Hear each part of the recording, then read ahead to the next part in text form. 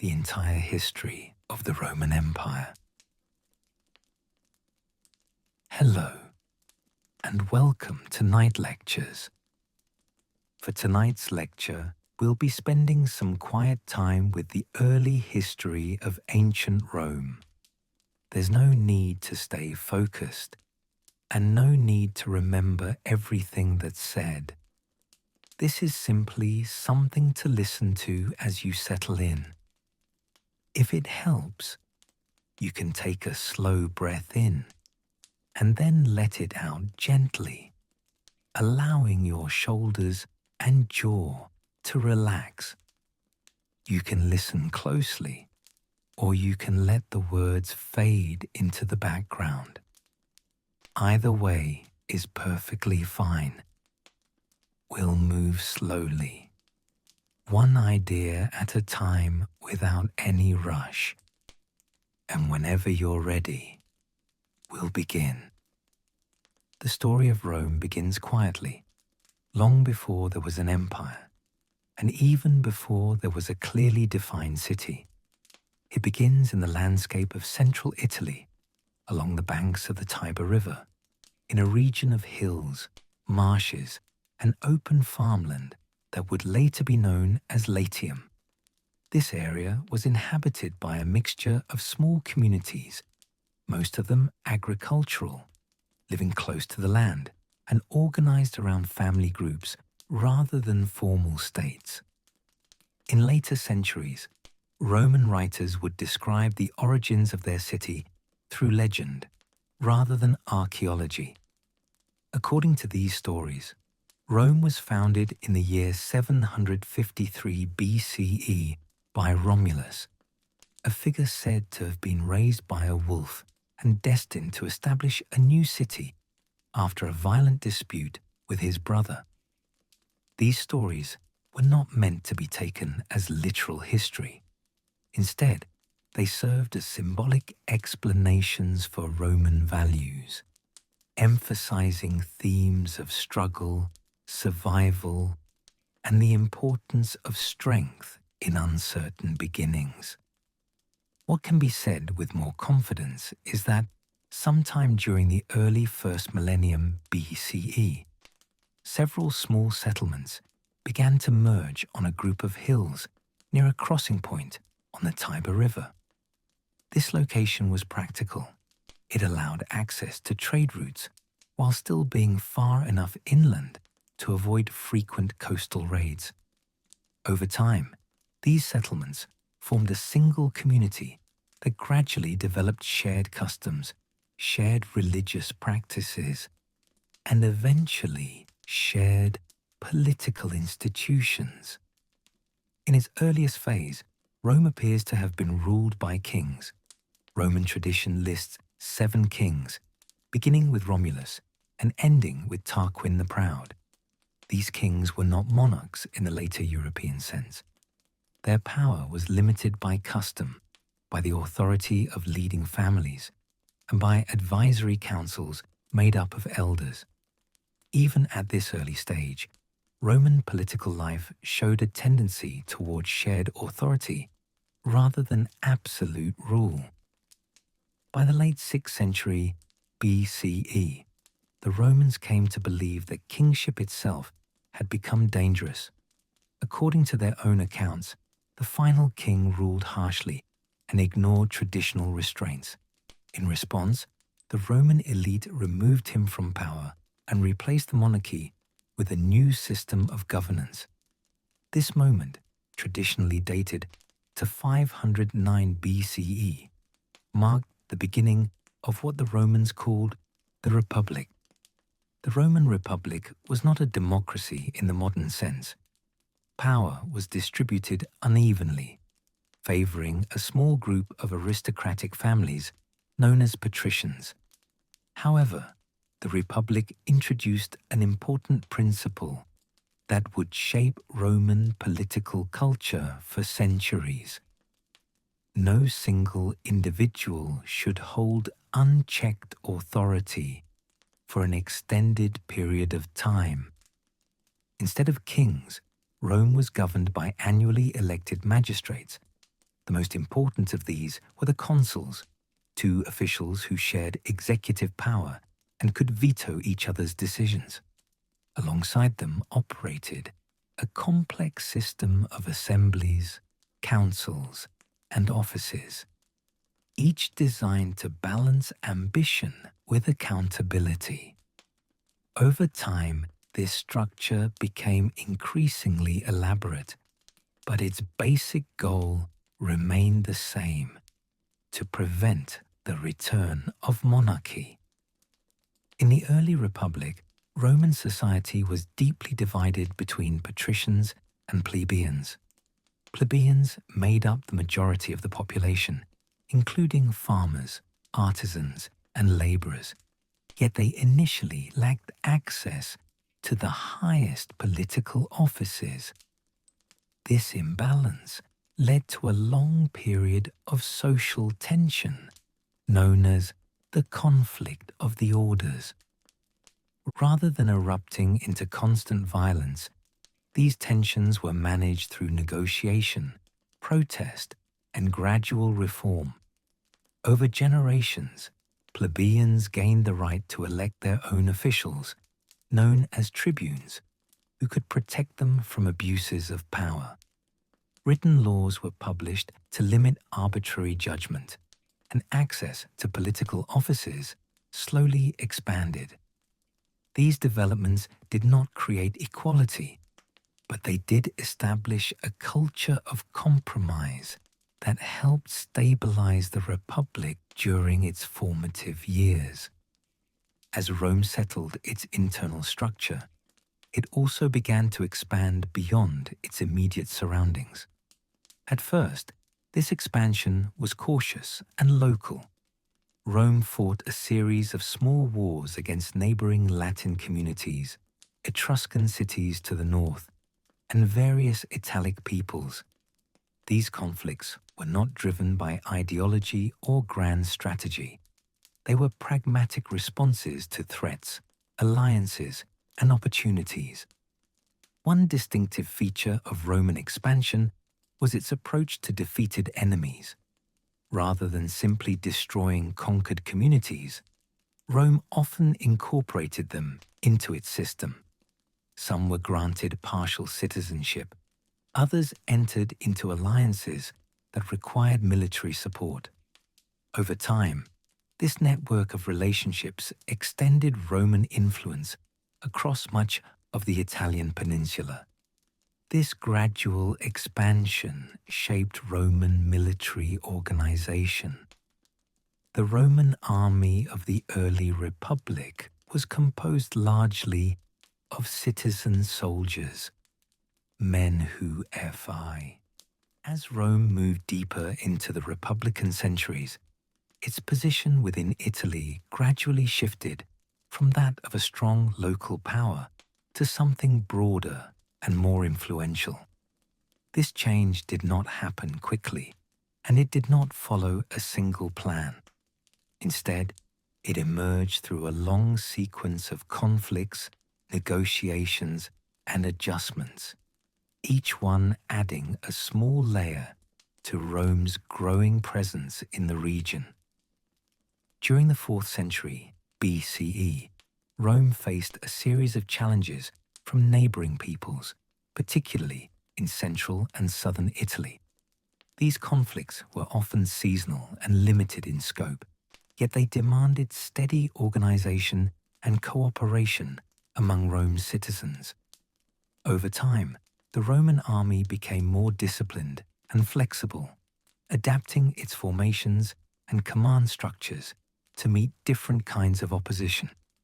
What distinguished Rome during this period was not simply military strength, but the way victory was managed. Rather than treating conquered communities as permanently hostile, Rome frequently offered them structured relationships. Some cities retained local autonomy while providing troops. Others were granted partial forms of citizenship that bound their populations to Rome's fortunes. This approach created a network of obligations that extended Roman influence without requiring constant occupation. As Rome consolidated its position across Italy, it also encountered powers beyond the peninsula. The most significant of these was Carthage, a wealthy maritime city located in North Africa. Carthage had established trading posts and colonies throughout the Western Mediterranean and controlled key sea routes. For a time, Rome and Carthage coexisted without major conflict, operating in largely separate spheres. That balance eventually shifted as Roman interests expanded southward into Sicily. Sicily held strategic and economic importance, particularly for grain production. Competing claims on the island brought Rome and Carthage into direct confrontation, setting the stage for a series of wars that would reshape the Mediterranean world. The First Punic War began in the mid-3rd century BCE and lasted more than 2 decades. For Rome, it was an unfamiliar kind of conflict. Carthage possessed a powerful navy, while Rome's experience was primarily land-based. In response, the Romans undertook a remarkable effort to build and train a fleet almost from scratch. This adaptation reflected a broader Roman tendency. When confronted with new challenges, Rome adjusted methodically rather than retreating. The war was long and costly for both sides. Battles were fought at sea and on land, often with uncertain outcomes. Over time, Rome's persistence began to pay off. By the end of the conflict, Rome had emerged with control over Sicily, marking its first overseas province. This moment represented a quiet but significant shift. Rome was no longer solely an Italian power. In the decades that followed, tensions with Carthage resumed. The Second Punic War, beginning in 218 BCE, brought Rome one of its most serious crises. The Carthaginian general Hannibal led an army across the Alps into Italy, a feat that shocked contemporaries and challenged Roman assumptions about security. Hannibal won several major battles, inflicting heavy losses on Roman forces. Yet Rome did not collapse.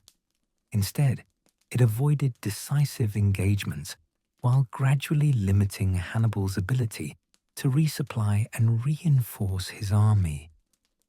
This strategy required patience and restraint, qualities that Roman political culture had cultivated over generations. Eventually, Roman forces carried the war beyond Italy, attacking Carthaginian territories in Spain and North Africa. The conflict ended with Carthage's defeat, leaving Rome as the dominant power in the Western Mediterranean. The consequences of this victory extended far beyond territorial gains. Wealth flowed into Rome, along with enslaved populations and new political opportunities. Rome's expansion did not stop there. In the Eastern Mediterranean, Greek kingdoms that had emerged after the conquests of Alexander the Great became entangled with Roman interests. Through a combination of warfare and diplomacy, Rome gradually asserted influence over these regions as well. Provinces were established, governed by Roman officials who answered to the Senate. As Rome's responsibilities grew, the character of the Republic began to change. Military commands became longer and more lucrative. Successful generals returned to Rome with wealth and loyal soldiers. The traditional balance between public service and personal ambition grew more difficult to maintain. For now, however, the Republic continued to function. Elections were held, laws were debated, and magistrates rotated through office as custom required. Yet beneath the surface, the scale of Rome's power was beginning to place quiet pressure on institutions designed for a smaller, simpler community. And as Rome settled into its role as a Mediterranean power, the social and political strains created by that success would slowly begin to reshape the Republic itself, leading toward a more uncertain and turbulent era. As Rome adjusted to its growing power, changes within the Republic became easier to notice. The wealth flowing in from conquest did not settle evenly across society. Large estates expanded, often worked by enslaved laborers, while many small farmers struggled to maintain their land. This gradual shift altered the social balance that had once supported the Republic's institutions. Political life during this period grew more competitive. Public office brought prestige and influence, and success in military command became one of the most reliable paths to recognition. Generals who returned from campaigns were celebrated not only for victory, but for the spoils they distributed and the loyalty they inspired among their troops. These developments did not immediately undermine the Republic, but they changed the incentives that shaped public behavior. Efforts to address inequality emerged through reform movements. In the 2nd century BCE, proposals were made to redistribute public land and limit the concentration of wealth. These initiatives were controversial and often resisted by established elites. Disagreements that had once been settled through debate increasingly carried personal and political consequences. Over time, violence entered Roman politics in more visible ways. Assemblies were disrupted, opponents were intimidated, and legal norms were stretched. These incidents were not constant, but they marked a departure from earlier patterns of compromise. The Republic continued to function, yet its traditions were being tested by the pressures of scale and ambition. Military reforms further altered Roman society. As campaigns grew longer and more distant, soldiers became more dependent on their commanders for pay and reward. Loyalty shifted subtly, aligning less with the state and more with individuals who could promise security after service. This development would have lasting effects on the balance of power. Civil conflicts followed, driven by overlapping disputes over authority, reform, and control of armies. Figures such as Marius and Sulla demonstrated how military force could be used to influence political outcomes. Their actions were often justified as temporary measures, yet each episode left behind precedents that were difficult to reverse. Despite these disruptions, the Republic endured. Magistrates were still elected, laws were still proposed, and the Senate continued to meet.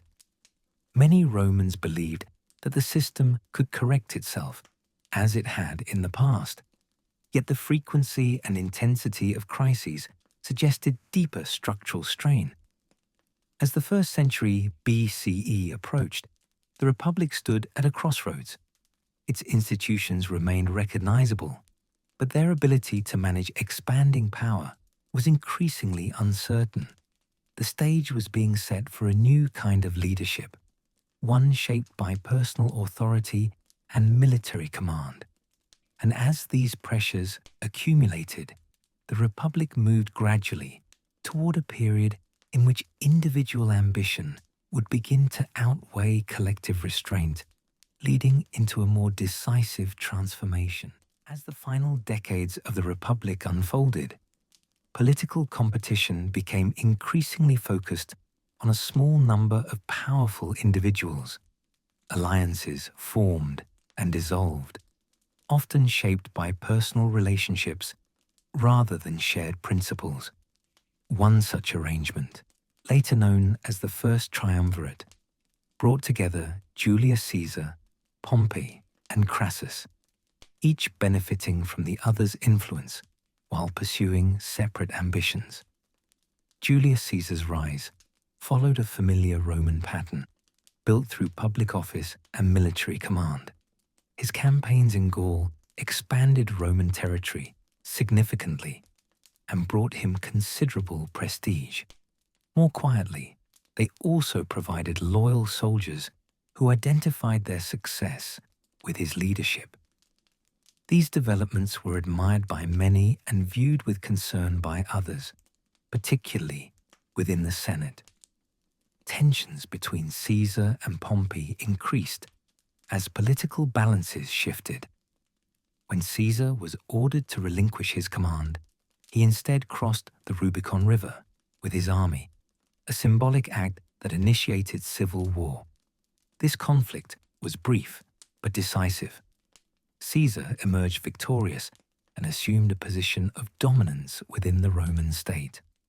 During his time in power, Caesar implemented reforms aimed at stabilizing administration and addressing long-standing issues. Yet his accumulation of authority unsettled many Romans who remained committed, at least in principle, to republican ideals. In 44 BCE, Caesar was assassinated by a group of senators who believed they were restoring the republic. The aftermath of his death did not bring stability. Instead, it introduced another cycle of conflict. New alliances formed, including one between Octavian, Caesar's adopted heir, and Mark Antony. Together, they defeated Caesar's assassins, but cooperation soon gave way to rivalry. The Roman world once again divided into opposing camps. The final conflict of the Republic culminated in a confrontation between Octavian and Antony, whose alliance with Cleopatra of Egypt added an international dimension to the struggle. Their defeat at Actium marked a turning point. Antony and Cleopatra's deaths left Octavian as the sole dominant figure within Roman politics. Octavian approached power carefully. Rather than openly declaring himself ruler, he worked within existing institutions, presenting his authority as a restoration of order.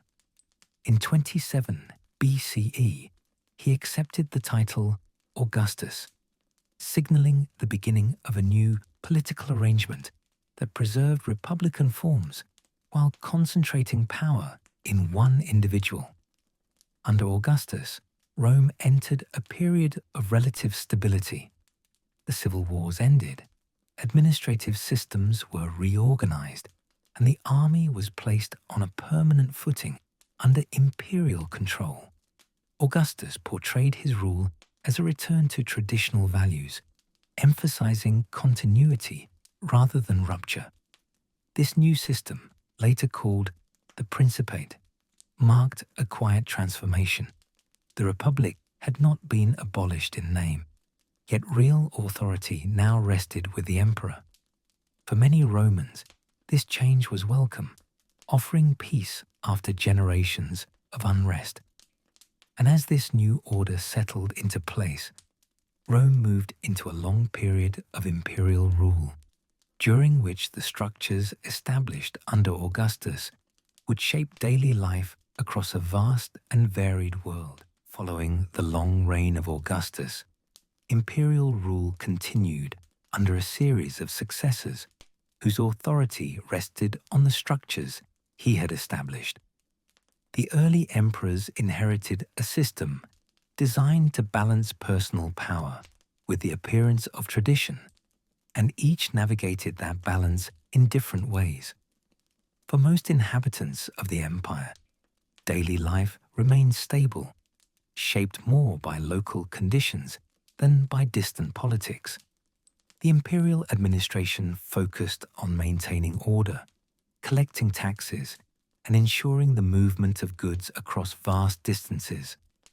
Roads connected cities, ports linked regions, and written communication allowed officials to coordinate across provinces. These systems did not eliminate conflict, but they provided a framework that reduced uncertainty and allowed routine governance to continue. The army played a central role in this arrangement. Stationed along frontiers rather than within Italy, legions served both as a defense force and as a symbol of imperial presence. Soldiers were paid regularly and often settled in frontier regions after service, contributing to the spread of Roman customs and infrastructure. In Rome itself, emperors managed public expectations through a combination of spectacle and patronage. Games, public works, and distributions of grain reinforced the sense that imperial authority was linked to collective well-being. These practices were not constant celebrations, but part of an ongoing relationship between ruler and population. Succession remained a sensitive issue. Without a formal mechanism for inheritance, emperors adopted heirs or relied on informal agreements. Some transitions were smooth, others less so. Yet the broader system endured, supported by administrative continuity and the absence of large-scale civil war during much of this period. Beyond the capital, provincial life followed familiar rhythms. Local elites governed cities, courts resolved disputes, and religious practices blended Roman traditions with regional customs. For many, imperial rule was experienced not as domination, but as a distant presence that shaped conditions without constant intrusion.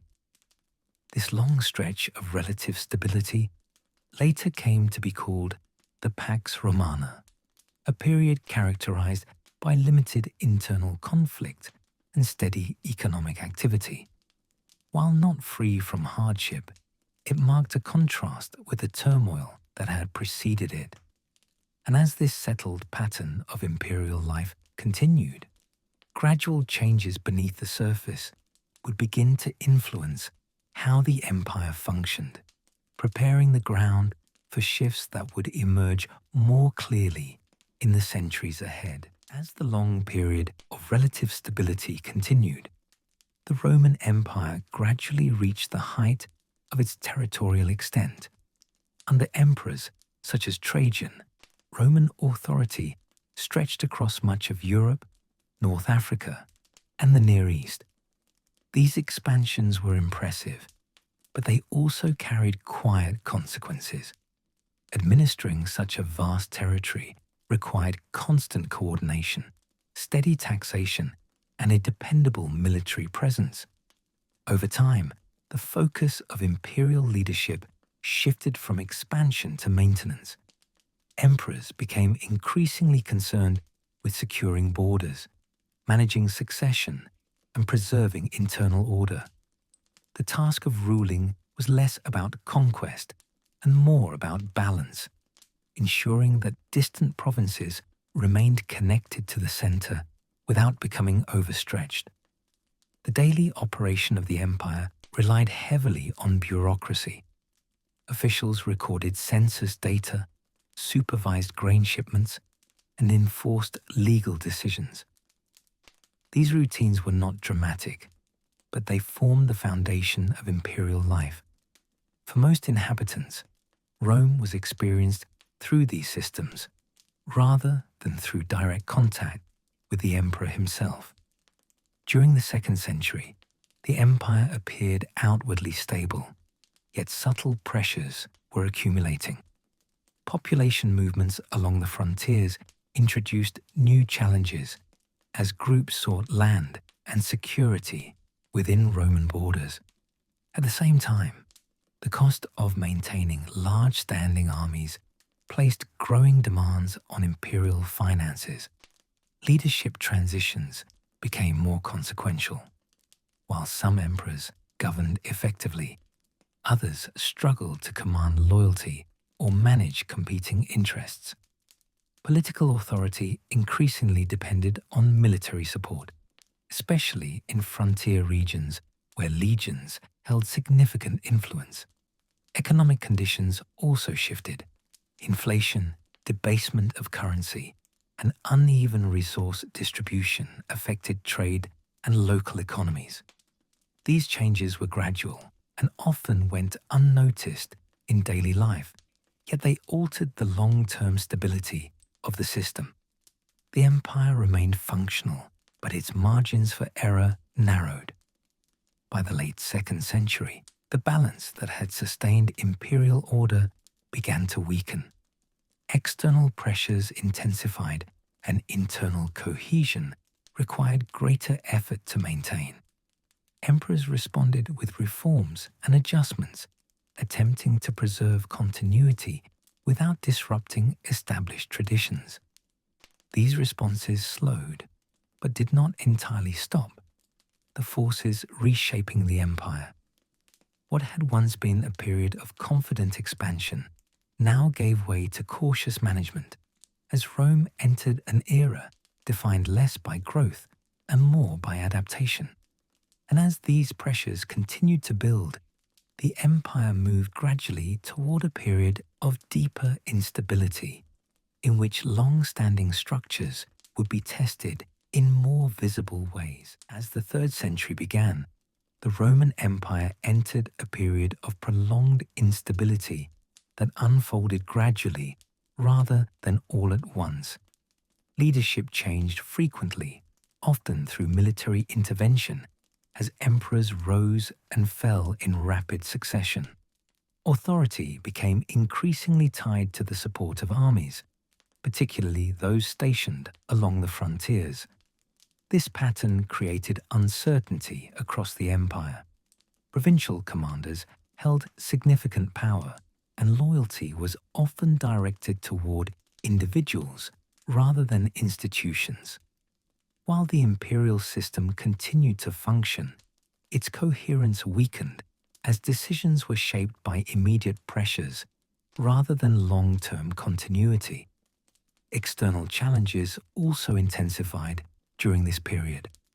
Along the northern and eastern borders, groups pressed against Roman defenses, sometimes seeking entry, sometimes engaging in conflict. These pressures required constant military attention, drawing resources away from other regions and stretching administrative capacity. Economic conditions reflected this strain.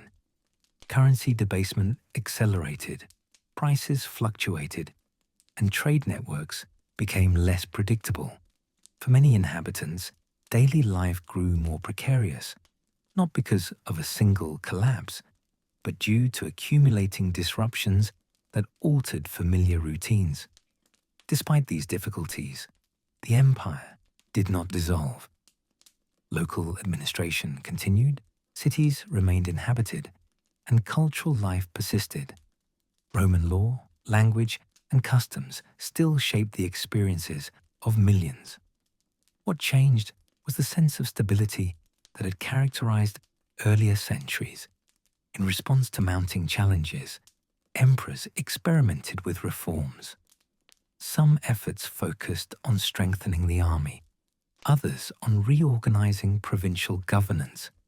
These measures were often practical rather than ideological, aimed at restoring order rather than redefining the state. The crisis of the 3rd century was not a single event, but a prolonged adjustment. It revealed the limits of existing structures while also demonstrating their resilience. The empire endured, though in altered form, preparing the ground for more systematic reforms that would follow. And as these years of uncertainty continued, the Roman world moved slowly toward a reconfiguration of power, one that would reshape how authority was exercised and understood across the empire. In response to the prolonged instability of the 3rd century, a new approach to imperial rule emerged, shaped by the need for durability rather than expansion. Diocletian, who came to power near the end of the century, introduced reforms intended to restore order through structure and division of responsibility. Authority was no longer concentrated in a single center, but distributed across regions to improve coordination and defense. This reorganization altered the nature of imperial governance. The empire was divided administratively, and power was shared among multiple rulers, each responsible for a specific territory. While this arrangement reduced the burden on any one individual, it also changed how unity was expressed, emphasizing systems over personalities. Diocletian's reforms extended beyond leadership. Taxation was standardized, administrative roles became more formalized, and social distinctions were reinforced to stabilize economic production. These measures aimed to create predictability in a world that had become increasingly uncertain. For many, daily life grew more regulated, shaped by clearer expectations and obligations. Following Diocletian's abdication, the empire entered another period of adjustment. Constantine emerged as a central figure, gradually consolidating authority while retaining many of the structural changes already in place. His reign marked a significant transition, not through abrupt change, but through careful adaptation. One of the most enduring aspects of Constantine's rule was the redefinition of the relationship between imperial authority and religion. Christianity, once marginalized, was granted legal recognition and gradually integrated into public life. This shift unfolded over decades, influencing institutions without immediately displacing existing traditions. Constantine also established a new imperial center at Constantinople, a city positioned strategically between Europe and Asia. This development reflected changing priorities as economic and military focus moved eastward. The western regions of the empire remained important, but their centrality diminished over time. Through these reforms, the Roman Empire was reshaped rather than replaced. Its language, laws, and administrative practices continued, even as the framework of governance evolved. Stability returned in altered form, supported by systems designed to endure strain rather than avoid it. And as this transformed empire settled into a new equilibrium, differences between its eastern and western regions became more pronounced, setting the stage for divergent paths in the centuries that followed. In the western regions of the empire, the centuries that followed Constantine were marked by gradual change rather than sudden collapse. Administrative authority became more localized, as imperial officials relied increasingly on regional leaders to manage daily affairs. The structures of Roman governance remained in place, but their reach became uneven, shaped by geography and circumstance. Military pressures along the western frontiers continued to influence political life. Resources were redirected to address immediate needs, and decisions were often made with short-term stability in mind. Over time, the presence of imperial administration in certain areas became lighter, while in others it remained a familiar part of daily experience. Cities adapted in different ways. Some retained their importance as centers of trade and administration, while others diminished in population and activity. Public buildings were repurposed, local customs evolved, and older institutions blended with newer forms of authority. Roman law and language persisted, even as their application shifted to suit changing conditions. The emperors of the later Western Empire ruled within a narrower field of control. Their authority was recognized symbolically, yet practical power often depended on negotiation and cooperation with military leaders and regional elites. These arrangements were not inherently unstable.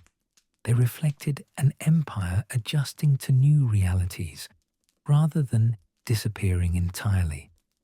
By the 5th century, the distinction between imperial administration and local governance had become increasingly subtle. For many inhabitants, daily life continued much as it had before, guided by familiar routines and expectations. The idea of Rome endured, even when its direct influence was less visible. In 476 CE, the deposition of the last Western emperor marked a formal transition rather than a dramatic end. Imperial titles in the West ceased to be filled, but Roman institutions did not vanish overnight.